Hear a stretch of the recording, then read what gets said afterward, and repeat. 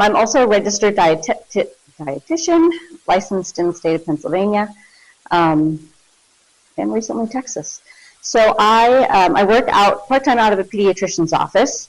So I see lots of kiddos for various reasons, and their families, and one of the biggest reasons is selective eating, also known as picky eating. I like selective, I think it sounds better. It's a big, as I'm sure some of you know, it's a big problem. It impacts like the whole family. It's not just like the child. So we'll get right to it. For various reasons, we think. There's normal childhood development. Around, it can usually start to develop around 18 months to 2 years, and that we think is a little bit of like biological reasons for that. Like that's probably when the child might be old enough to like walk around and wander away from the crowd, and this was to help protect them from like putting those bright red shiny berries in their mouth that could kill them. So a little bit of that. It's also like, gaining more independence, control, maybe boundary testing. And then the neophobia I spoke about. There could also be possible mechanical reasons. This could be like swallowing difficulty. If you're here for the SLP, so there could be mechanical chewing, swallowing difficulties. And there could also be like behavioral dysregulation, maybe not being able to like cross their body or pick up things. And then food allergies. Interestingly, this could be diagnosed allergies or not diagnosed allergies. Children with food allergies are more like increased risk for selective eating, and that's just because they've had a lot of like trauma, maybe, like if they vomited or if they feel sick every time they eat the soup, they don't have the words to say that. So they just self-select foods that don't make them feel sick. Dr. Seuss, I took the thing one, thing two from that, but there's feeding foundations here. There's the feeding dynamics and then the food exposure and engagement.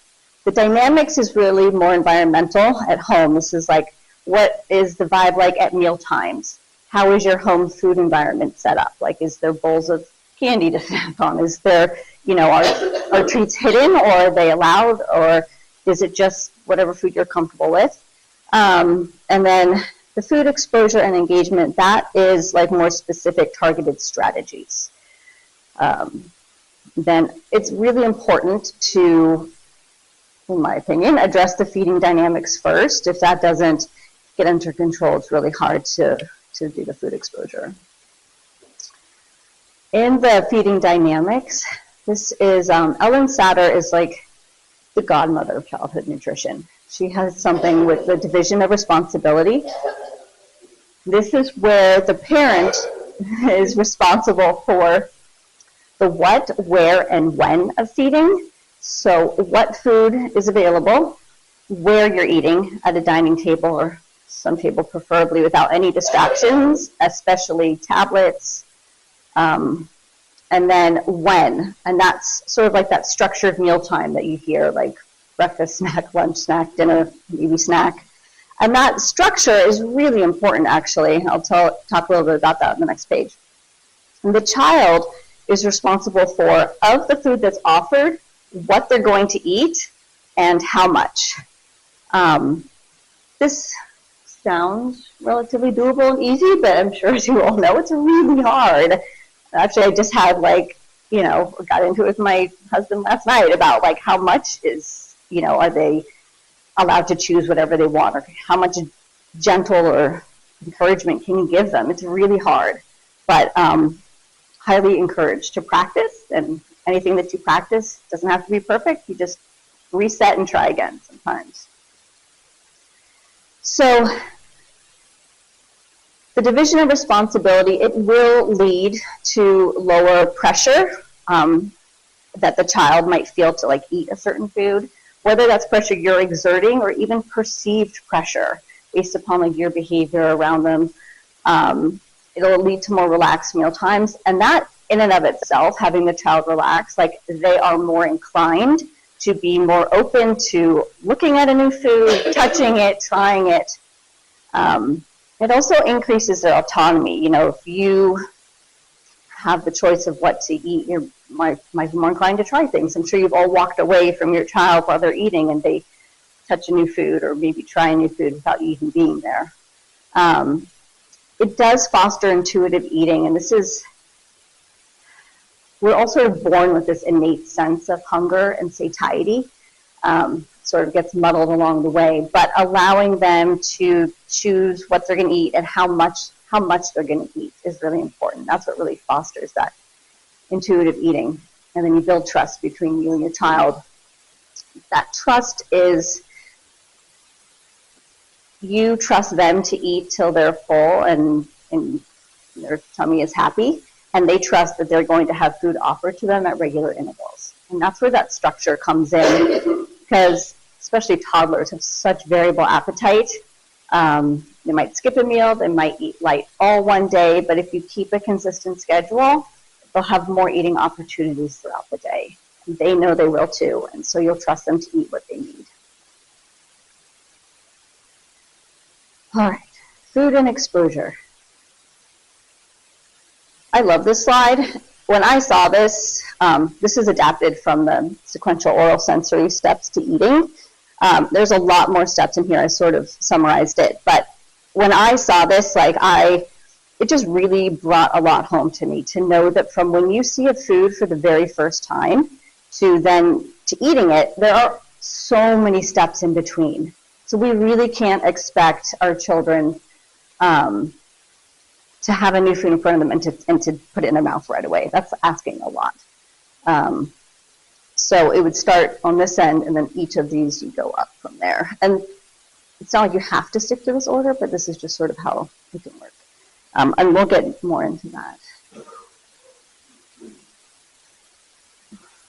For the food exposure and engagement, the number one strategy I talk about with parents is family meals and family style service. This does not mean that you have to sit down to dinner every night as a family. We're all super busy. But if you can aim for 3 to 5 meals per week, maybe weekend dinners, maybe some lunches in there, breakfasts, it can happen. But try for it. The family style service is the idea of all the food is out in bowls in the middle of the table, not plated on their plate already. This works a little bit better for school-age children, like the toddlers and up, because they can maybe point and this and that. One of the benefits to that is, especially if you have a really selective eater that has quote-unquote their food, serving it in bowls on the table sort of breaks down this perceived or invisible barrier of their foods. And I even encourage parents, take some of their food sometime. Even if it's chicken nuggets or mac and cheese, take some of it. You want them to know that this food is on the table for everyone all the time. I highly recommend do not short order cooking. That doesn't mean that you can't have their food on the table. It just means to put it out there all at once. I want to reduce you getting up from the table to make backups. If you know that, their backup should already be on the table. And you can modify foods. So that plate there, that was from a Cobb salad that we had. Sina is not going to eat the whole Cobb salad, so I just took out pieces of it to make her own plate from the food. Also, deconstructed meals with a selective eater is going to be your best friend. This comes along also with the family style. You can have everything in bowls and people can sort of mix and match what they want. It's going to be a little extra work for you and a lot of dishwasher time, but it's worth it. I'm going to skip this one. Yes, yeah, so thank you. So mixed dishes, soups, stews, stir fries even, can be really hard for some kids, especially selective eaters. If it's something that they've been used to, a meal they've been used to all their life, this is raised from a toddler or a baby, they might still get used to it, but sometimes even from that, they start picking things out. So it is very normal. And it's actually developmental. So not until 6 or 7 that their brain can understand that Okay, so when they're younger, I like peas, I like mashed potatoes. They're not gonna touch. That's fine. 6 or 7 years old, something starts to develop where they're like, I like peas, I like mashed potatoes. I could like this if they're mixed together. That could work. Like they're not. So it's very normal, and just kind of got to roll with it. You know, you can encourage it. You can also eat it mixed together, and like that parent modeling is a great.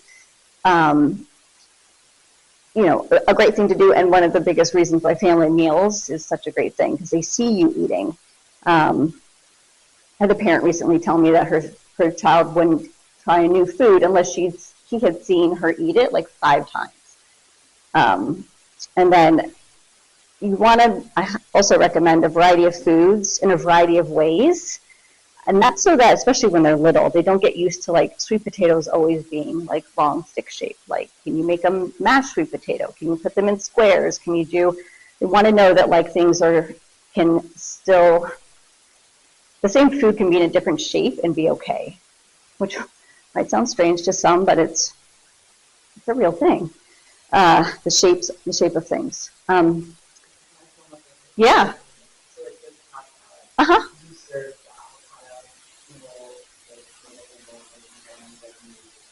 Yes. Yeah, we did. So we had like tossed the lettuce and did all of that, but everything else was a la carte. And you can see like the bowl of tomatoes there. The orange, I think, was sweet potatoes because we had it. Also, with the family meals, you can talk about the food and say, also over here, like you can build food vocabulary. Like, here's a tomato. It's red, it's round. I'm going to squish it. Woo, it's squishy. What is that comes in my hand? Do you want to try? And it's not telling them to eat. It's not telling them what to eat or how much to eat, but you're teaching them. And it's just part of learning to eat, is learning what the food is and how it feels. But it's also a lot of sensory feedback for them too, so that they get used to it, so that when they're ready to put it in their mouth, there are no surprises. And that's a big part of exploring foods. Yes. Only eats what? Chicken nuggets, yeah. Uh-huh.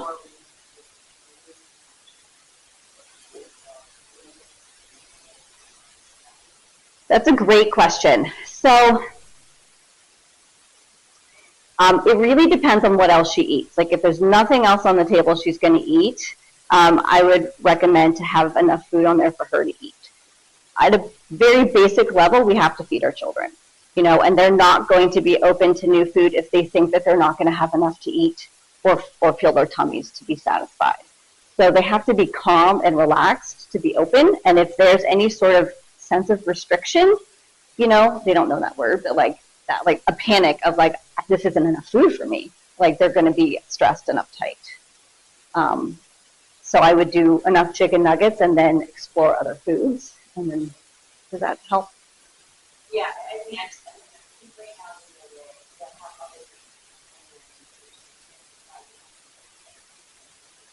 yeah. Yeah, it's treating the nuggets like a reward. And that's also not recommended. You know, like food should all be equal. Like it's molecules. And that's like food is a food. At least that's all they know. Like, so we want to teach them to explore and have fun, but we also want to do it in a healthy food relationship way.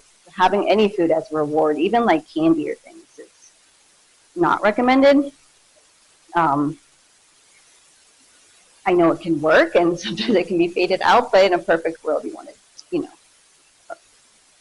try other methods.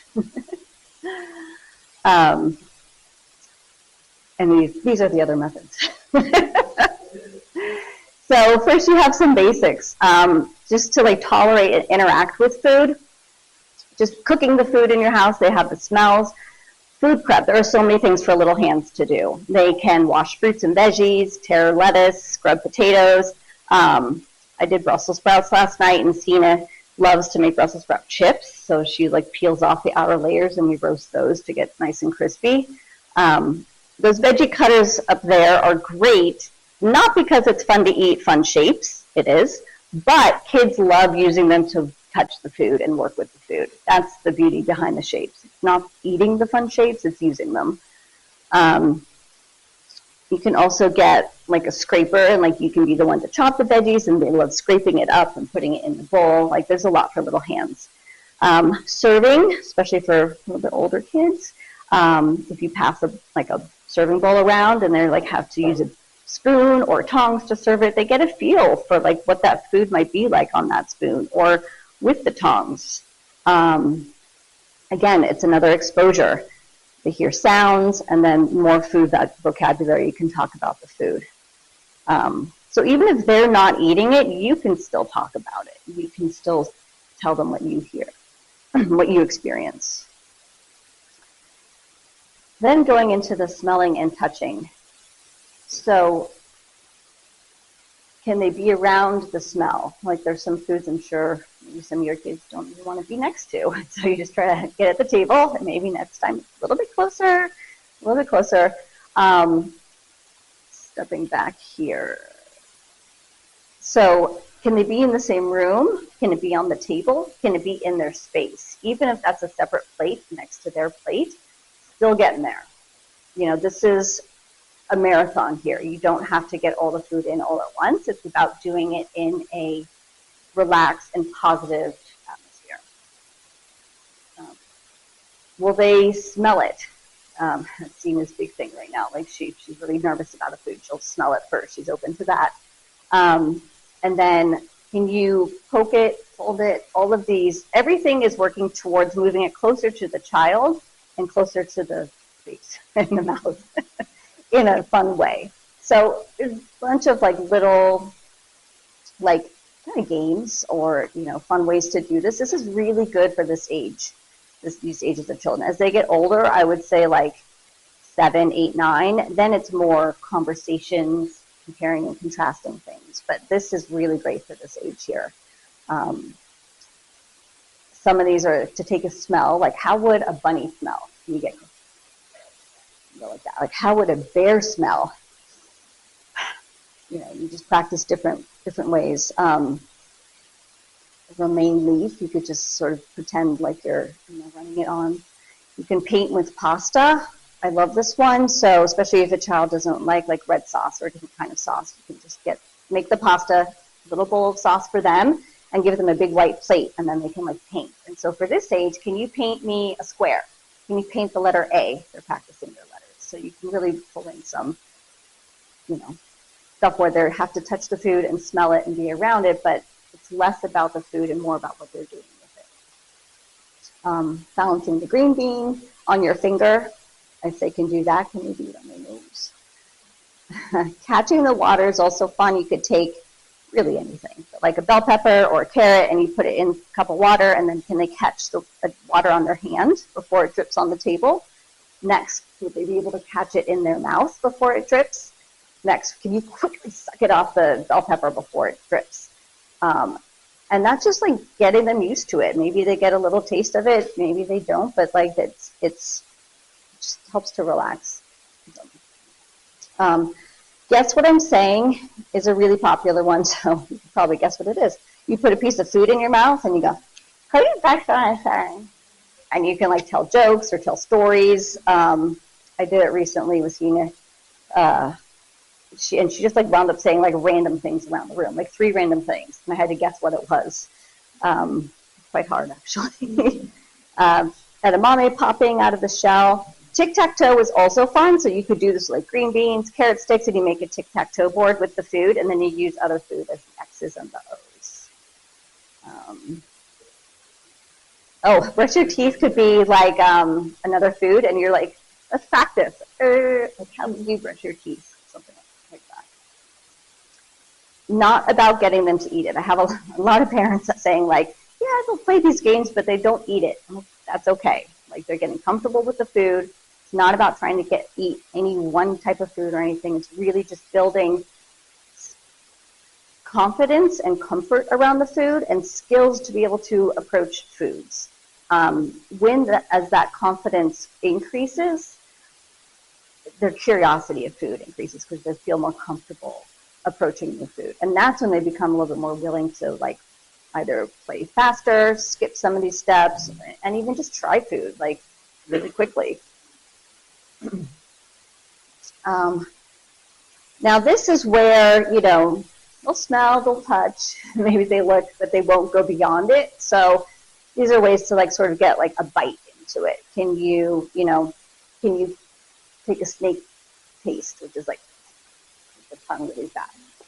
You could also expand that into like, how would a bear lick? You know, kiss the food and then lick your lips. Also, like backing up, I think you could, poking was one of them. So are you comfortable, like, should we poke it and kiss our finger? Like, and then you can go, I think I taste a little bit of salt. Let me try that. Oh yeah, I got some like, you know, sweetness from the strawberry that you poked. I wonder what you're gonna taste when you're ready. Always curious and inviting, and no pressure if they don't want to do it.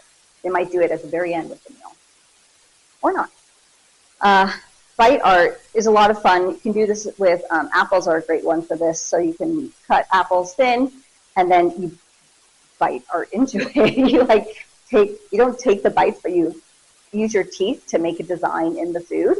You could do that. Apples are pretty the best. Pears can work as well. Cucumbers, you can make like different moon shapes with it or other things. Bell peppers, there's so many ideas. Like this is just a handful of ideas here. But bell pepper bridges, so this is, you take a bell pepper stick and you bite, but don't break the skin, and then it can bend, and you can make like little bridges with it. Always let them know if you don't, you can spit it out. And actually sometimes it works really well to be like, okay, let's bite, but don't take a bite. Don't do it when they're uncomfortable. All right, do you think you could take a bite and bite it, but then immediately spit it out? And like you do it, and you're like, you make a big deal out of it, like bite. And I'm like, okay, I'm like, can you bite? What if we did one chew? 2 chews? 10 million? No. And so you just kind of get a little bit more playful with how it's going to be, but that's the idea of getting them to do it. I would say for younger kids, you can let them know, like our taste buds do actually change over, and someday they might change, and you might like this food someday. So if you don't like it now, that's cool. Maybe you like it next month. Maybe you like it later. I don't know. But the important thing is you keep trying. That way you won't miss it. I would say for older kids here, the training of the taste buds, also practicing, and then just having a straight up conversation about, you know, what do you think is going to happen if you bite this? Are you going to be okay? Like, are you going to be in pain? Is it going to hurt you? What are you scared of? Sometimes they can really voice that. Interestingly, just having that conversation. So last night we made hamburgers, and Tina and Jasper love cheeseburgers. I used a different cheese, God forbid.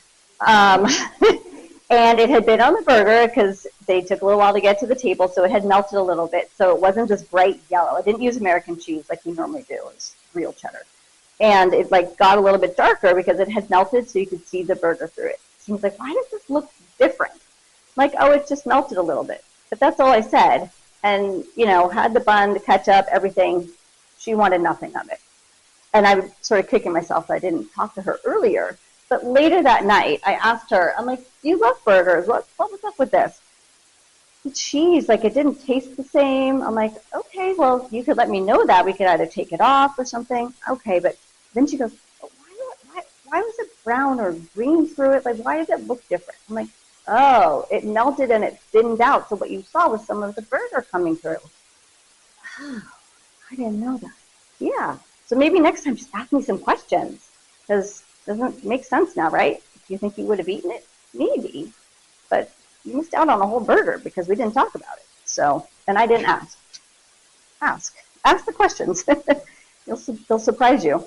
All right. So as much as it is, you know, helping the child, it's a lot of work for us adults. It's more work for the adults than it is for the children. So definitely give yourself some grace on that and adjust your expectations. 100% expect rejection the first time. If they like it and continue to eat it, awesome. Most likely not going to happen all the time. You really want to be like objective and neutral. This is hard because feeding our children is something that we love and we just want them to eat the food. A really easy thing to remember about objective and neutral is, again, building that food vocabulary. I also like to say treat it a little bit like toys. So like if you had a truck, you'd be like, this is a yellow cab and black wheels. You would tell the colors. The cab is square, wheels are round, colors, shapes, how does it feel? All of that can be done with food. It's like this, really easy thing to just talk about. And what that does is it also just, especially with like a child who only eats one thing and might not touch other things on the table, it's a way to call attention to the food without telling them what or how much to eat. So I really like that. Again, this is definitely a marathon. But I will say that, like, as you can build skills for them to approach foods, through being able to touch or lick a food or, bite and know it's okay to spit it out, they become more confident with that. And then as they're a little bit older, they know that they can spit something out. Like they're going to be okay if they don't like it. And then finally, it's not about any one food. I know there's probably some foods that we really want your child to eat because that's what you make a lot of, but it's not about any one food. This is really building that confidence and having a positive relationship to food. Not being, just not that anyone does this here, I'm sure, but, stay at the table till you finish your plate, or you can't leave until this is, you try this. Kids are stubborn, and, it's a little bit like a revolving door. The more you push, they're going to push back too. So take out that pressure and just try to engage them in other ways, more positive ways. How long?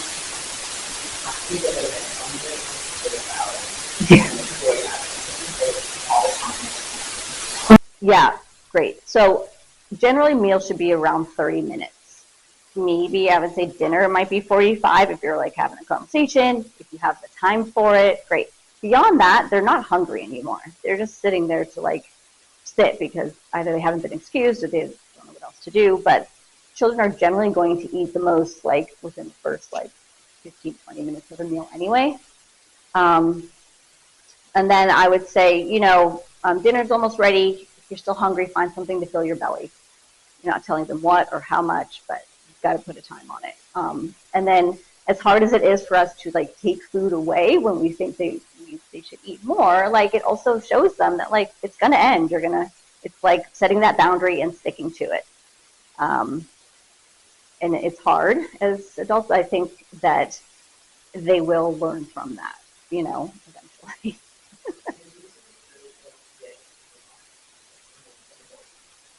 Yeah. Yes. And every family, I would say, is different. Like I personally don't typically do it like at dinner. That's more like veggies. But breakfast and lunch absolutely have that. But it also depends what the child's eating. Like if you have a child that eats no vegetables, that loves fruit, absolutely put fruit on the table. A good fruit eater intake will offset a poor veggie intake as far as micronutrients go. So you can give them the fruit and then take your time with the veggies.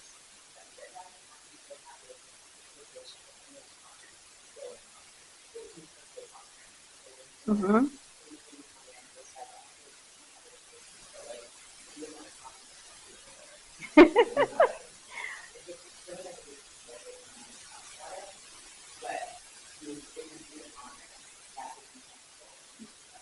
Yeah, I mean, if he's spending a lot of time on the pomegranate and that might be interfering with time of other foods, I would probably recommend to like cut the pomegranate in half or a quarter and just say, sorry, this is all we have left here today.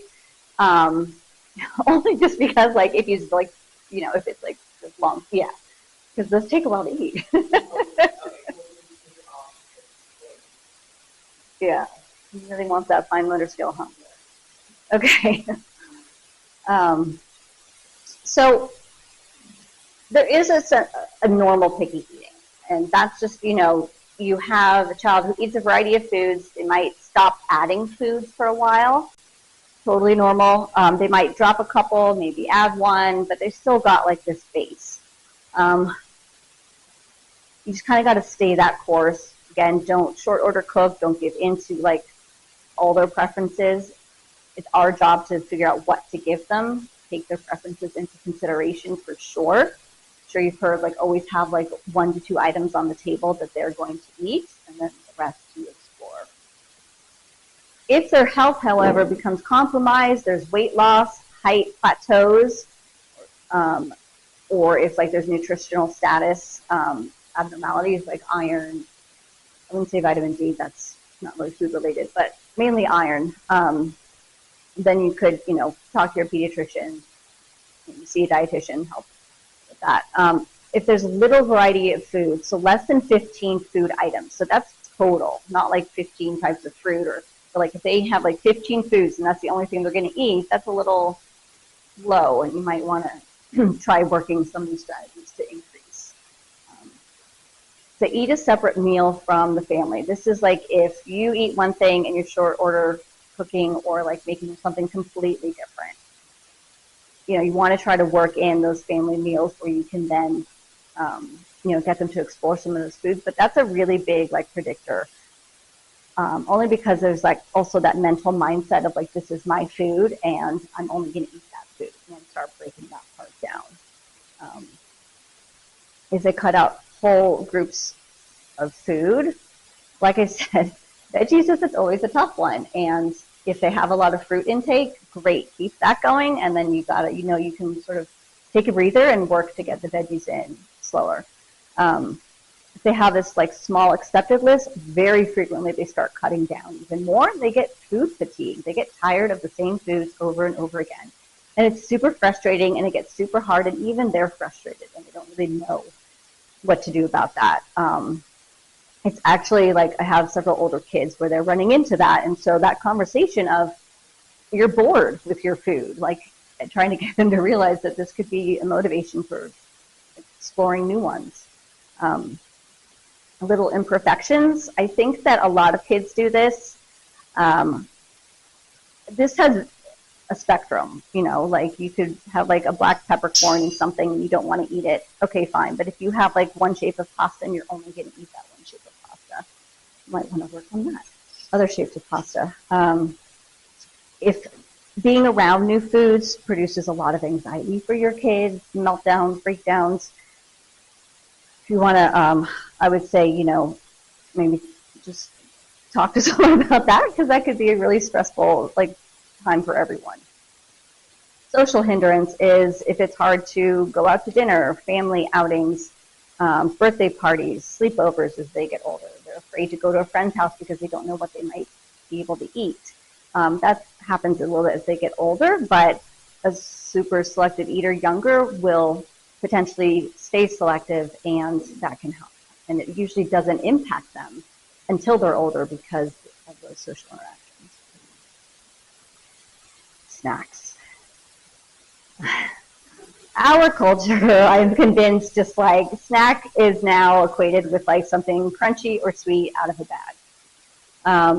Snack really is just like a mini meal, and it helps to fulfill nutritional gaps or low intake at a meal, and that's the reason for that structured eating of like breakfast snack, lunch snack. If I can avoid the word snack, I try to, especially for some kids that automatically equate it with let me go to the snack drawer and get pretzels or something. Pretzels are not bad, but I just want to retrain what else can you eat with this? Sometimes I'll say tummy check. Does anyone need we're going to go to the park, so let's do a tummy check. Does anyone need something before we're going to go to the park? And I'll try to phrase it like that instead of who needs a snack, just to sort of change that mentality of it. But in snacks, I recommend some kind of carb and then either a protein, a fat, or a fiber. And that's what's going to help keep them fuller longer. We naturally have that combination at meals. I think sometimes we forget that should also happen at snacks. But, I'll often get a parent who's telling me their child is hungry every hour or two, and it's because it's more carb based and there's nothing else to anchor their blood sugar. So it just like goes up and then it drops, and then they're hungry and cranky, and it's not fun. And it's a cycle. Snacks ideally should be like 2 hours before the next meal, or no less than that, and that's just to promote, to build appetite in between. And again, that's where that structured schedule comes in. They're also a really great time to try new foods, like that afternoon snack, like, because you can just put out preferred foods, but you can also then explore things. Like you could do the tic-tac-toe at snack time. If a child has like higher anxiety around a certain kind of food, exploring it outside of a mealtime, whether it's snack or an afternoon activity, is a great way to do that, because they know that they don't have to eat it, or they won't be asked to try it, you know? So it's a little bit, the pressure is off. I would say that's the same concept also with food prep. You can get them cooking in the kitchen with you. They sort of know that this isn't about eating. This is about just being around the food. And here's like the meal timing and the snacks.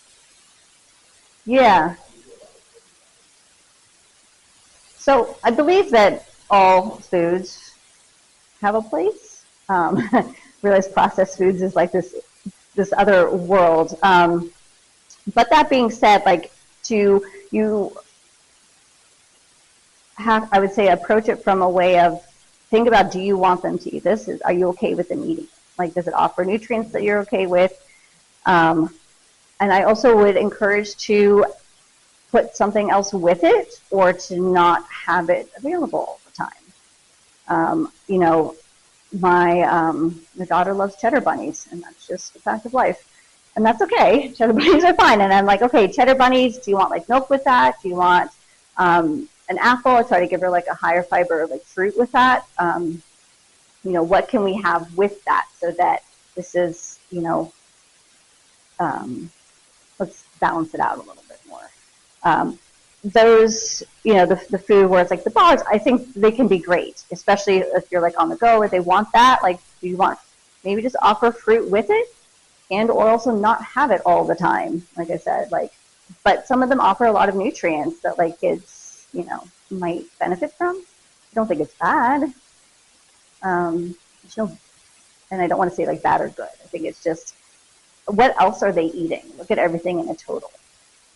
I didn't put this on here, but here's just some resources and references. But I've started using the language of like fast-acting energy and long-lasting energy. So your fast-acting energy is going to be like your carbs, like the crunchy, snacky foods. Some fruits will count with that too. And then your long-lasting is your proteins, your fibers, your fats. But they don't necessarily understand that part. But they can understand like your fast-acting energy. Like, this is going to give you energy for right now. And then this food is going to help give you energy so you can play longer. And that's just some language that you start using, and then eventually they'll pick up on it. And then I've started asking, you know, like, okay, what is your short-acting energy on the plate? And I quiz them every now and then. But that's been after a while of talking about it.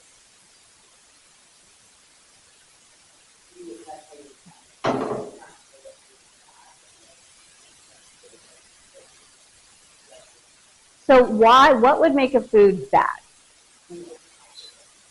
So the high sugar is chocolate almonds, right? So yeah, so if we can change our minds, right? So cotton candy. So there's definitely like these like sometimes foods, anytime foods, like that concept. You know, cotton candy is a sometimes food, so we eat it sometimes. I would say what makes a sometimes food is that it, you know, not that it's yummy, because like so is anytime food, but like this is a food that doesn't give our body the nutrients it needs to grow. Anytime foods give our bodies like all those nutrients to grow. Nutrients is a really vague word for them, but you can say that's, you know, the stuff in food, molecules in food that like our bodies use to grow and give us energy, you know. Cotton candy is not going to do that, obviously, but it's a sometimes food, and it can exist in our world, as it does. I like the sometimes and anytime food as well.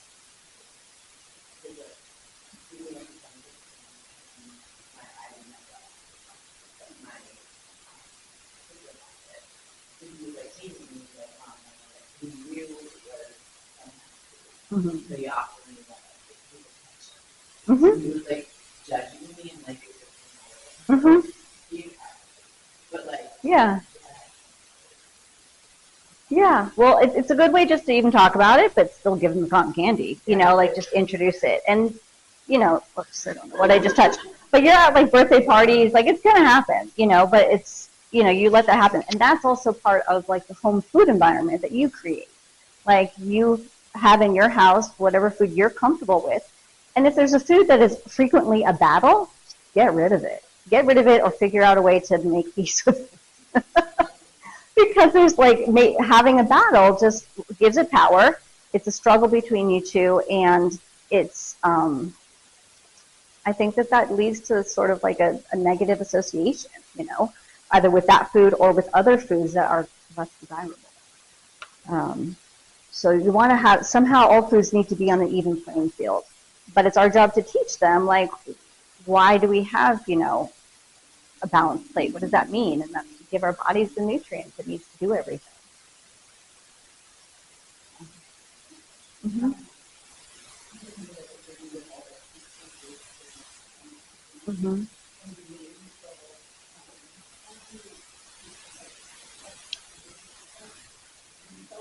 No, no, thank you. Whether they do or they do not eat it, you just still remain neutral with that. Like there's no party to be had. And that's because it makes it, again, you're celebrating that food or that they did it. You can discuss it certainly. Like, oh, I saw you tried that piece of broccoli. What did you think? Ask them, like engage their opinion and their thoughts. And you're, noticing that they did it. And if they like get squirmish about it, then you can just drop it.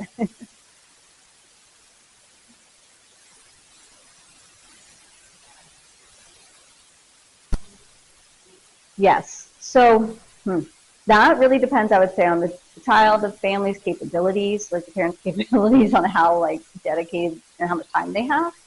Um, you can choose, I would say, like you could choose like 3 foods and then put those in a rotation like throughout the week over like a 3-week period or something. And that's just so that you're not offering the same one food every day or every other day. I would say put those 3 foods in a rotation over like a month or so. And then they just happen to be there more frequently than others. But you could do, let's say you're going to do carrots. I would do carrots like maybe you play tic-tac-toe with carrots. And then if their carrots are like raw for that, let's just say, like I would then probably cook them and then serve them later that night for dinner. Be like, these are the same ones from tic-tac-toe. I'd probably also do, if they were raw when you're playing that, like break one and have them hear it and see what it sounds like. And then as they're cooked, have them do the same thing. So just find ways to have them appear in different ways and to talk about it. But do that with like 3 different foods, so it's not like so monotonous with the one food. Yeah, I'll get to you after.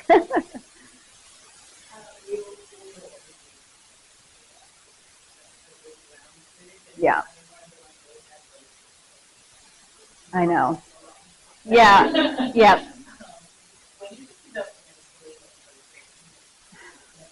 No, it's a fine line for sure. I don't have like the absolute answer for that. I think it depends on what activity you might want to do with the food. Like sometimes ones at dinner can be more spontaneous and they're not as playing.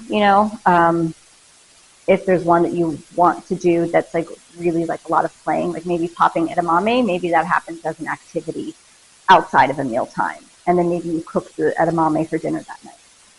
Um, it's if they get rowdy at the table, I would definitely like this. Like you don't want rowdiness, but you want to be. You can playful's okay, conversation's okay, but the rowdiness, I would say, you want to sit. Like we're not. That's not what this is right now. I don't know that I answered that, but I would say dampen the rowdy, but you want to keep the curiosity and playfulness. The concept of playing with your food is definitely for our generation just not what you did. So I recognize that. But there are other ways. If you're not comfortable with that, there are other ways. Like you could do food prep. You could do it outside of meal times. There's ways to do it so you're not at the dinner table doing it.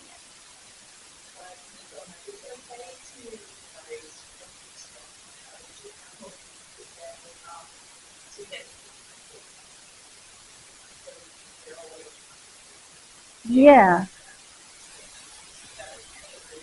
Yes. No, because it's mainly for safety. Like if they're running around with food in their mouth, they're going to choke. Bolts all the time. No, definitely encourage that. And maybe there's something worth like a timer, like we got to do at least 10 minutes, I would also, how old are your kids? Yeah, that's fun. Good luck. No. Yes, strongly encourage. There's some meals are going to be better than others. If you can get them to sit for like 2 minutes, great. Can you do that for several nights? Can that extend to 4 minutes? Can that go to 5? Any games that you could play? I Spy, guess the 20 questions, anything to sort of get them to keep sitting. And then some nights, just, I don't know, it's hard, but absolutely just for choking purposes. Reading.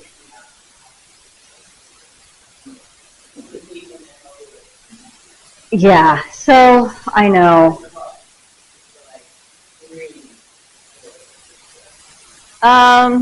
It's a tough one. Like I definitely you need to eat too, and I think that you have to somehow convey that to them.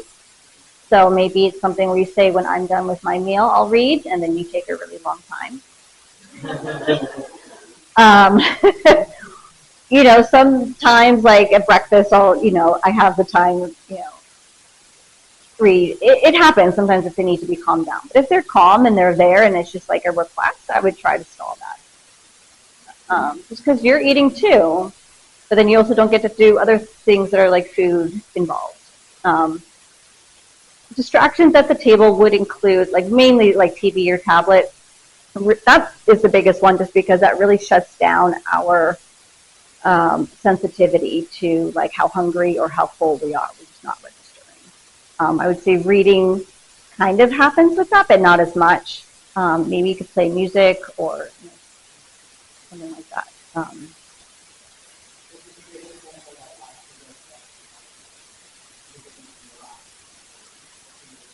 They can check out. It's not. It's the relax is, I think, is more checking out. They don't have to think about what they're eating, how much they're eating. Yeah. So often I'll have parents say I can get them. That's the word. I can get them to eat this if they're watching the tablet. But okay, great, but they're not. They're not participating in this experience.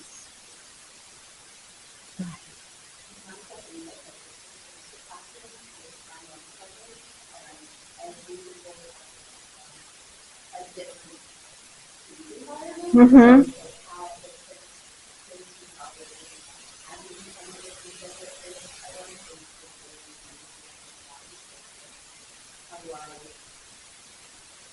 Navigate that. Yeah, it is a really tough situation. I would say that you want to go on the broad level of um, talking about food, like the colors, the shapes, maybe show of hands, who's tried this, what did you think? Anyone curious about it? Anyone nervous about it? Why? Or just talk about it and let it be and let the sort of peer experience happen. Eating food for selective eaters. Sometimes I recommend food, friend food dates. So have a play date over a mealtime or a snack, and then put out different foods. Also, if the friend likes other foods, and then your child might try that food. It happens a lot. But that them being together is just a great exposure. Mm-hmm. Mm-hmm. Yeah, they get mixed up.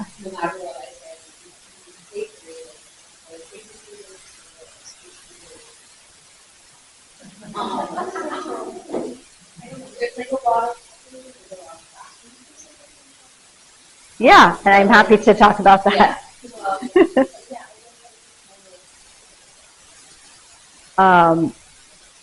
Yeah. Savory. like a lemon.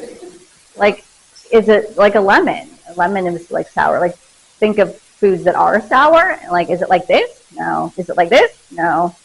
Is it like this? Then maybe a savory one. Like, oh, you need savory. But I get it. Like, sometimes they're really independent and be like, no, this is it. And I don't have an answer for that. If they're going to have a meltdown with it, then I would walk away.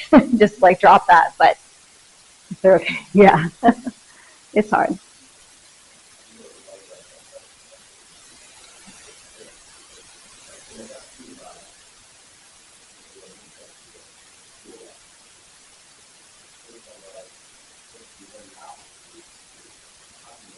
I personally haven't, and you reminded me that I've been meaning to reach out to the new chef. So I haven't, but it could be fun to do something like that. And I would love to do, like an in-service, like with the lunch crew, just to talk about some of these things that we could do.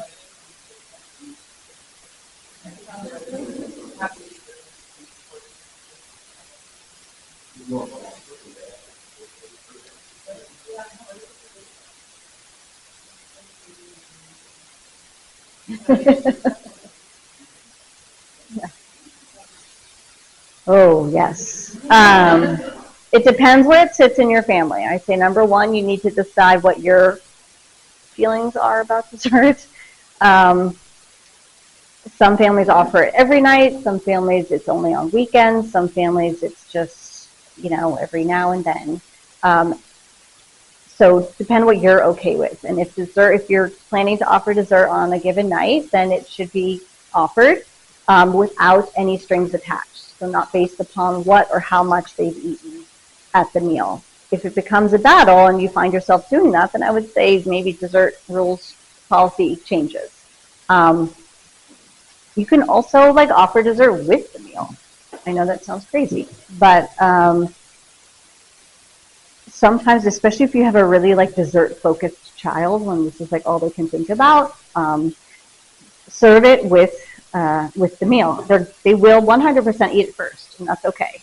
Then you're like, okay, good. How was that? Delicious? Great. Or you say nothing at all, and you just keep going with your dinner. But I think you have to make peace with it yourself, and then figure out how it's going to fit in your family. But again, if you give it too much power, they can recognize that. Yeah.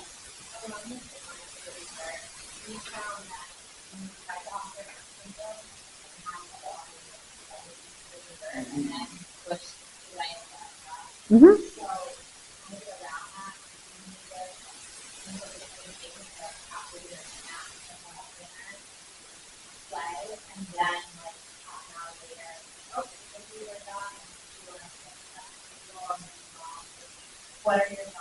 I think that's beautiful. You want to try to avoid saying no. So if you need to manipulate some things, sorry, that sounds bad, but maybe the whole pomegranate's not available. Maybe cookies are still baking. Maybe we've run out of whatever it is they really want. It's okay. I think those things are better to do and say than to say, no, you can't have that because it's not good for you or because it's too much sugar or anything. They don't get that stuff. So just you curate that environment and choose what is offered and when it's offered. More broccoli? Yeah.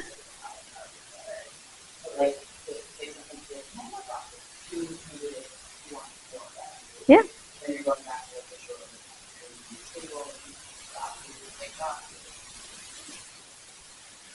Well, I mean, either I would say make more broccoli to begin with, so that you're, yeah. He just wants the more, the saying, yeah. So sometimes it's okay to be we don't have any more, there's sometimes some parents think they're only going to eat the bread at something or other, It's okay to make a limited amount of something, especially if they eat more foods. If they're only eating that one food item, I would say think about what to do. And keep in mind, if your child drinks milk or a soy milk or a pea base, something that has protein in it, that can count as one of the food items on the table for them. just because it is a complete like protein source, so that will help with that. But let's say they're just going to eat bread and milk, like maybe that's their dinner. You don't want that to be the dinner, but maybe just for tonight, like they're going to be okay. The bigger picture is, how do I maintain a positive environment and a positive relationship with So I sure agree with you. It's sort of happening now, and food? Eat and color. and all of it. It's crazy. One thing I think I learned about public is hearing and consider activities. And so consider what we put it on the table. I'm not going to cater to do it. Mm-hmm. I consider it a like I prefer that. It's another help you. It's one that I do it. There's something you have to do. Mm-hmm. Like to add. Mm-hmm. Yeah, yeah, that's a great way to put it, just to have like those items on there again in the bowl, so it breaks down that mental barrier, but you have it there. Yes.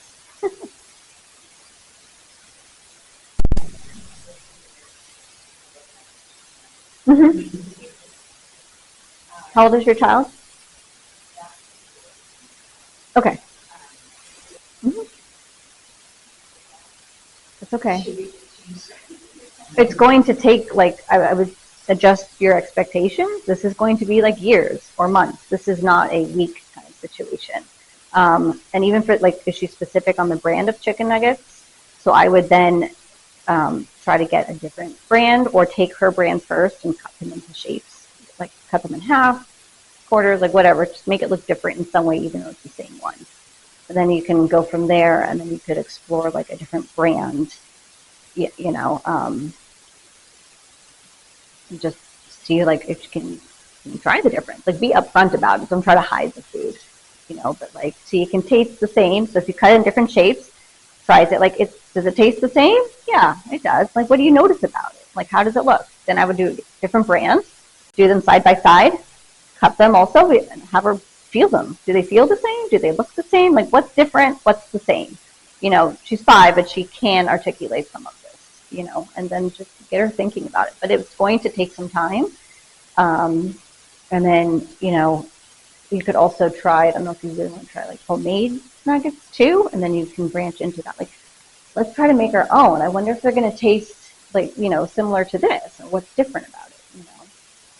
And then you can make the really small changes to preferred foods to get to something else. And we can talk more about that. But there's like a food chaining.